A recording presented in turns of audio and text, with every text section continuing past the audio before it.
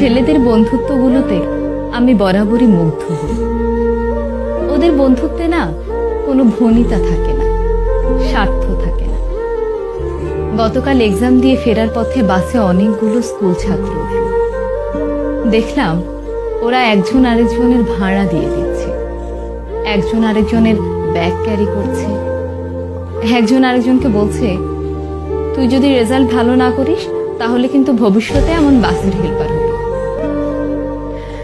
আরেকজন বলছে, আর তুই পানের দোকানদার হবি। ওদের এই খুনসুটিগুলো দেখতে আমার বেশ ভালো লাগছিল।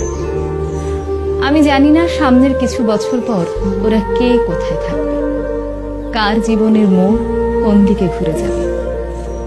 তখন হয়তো এদের মধ্যে কারো কারো বন্ধুত্ব ভেঙে যাবে, আবার কারো বন্ধুত্ব অটুট থাকবে আজীবন। তবে ওদের এখনকার যে বন্ডিংটা, এটা দেখে আমার খুব ভালো লাগলো। ওরাও হয়তো একটা সময় পর এই সময়টাকে অনেক মিস করবে। তবে যে যাই বলুক না কেন, ছেলেদের বন্ধুত্বগুলো অদ্ভুত রকমের সুন্দর হয়।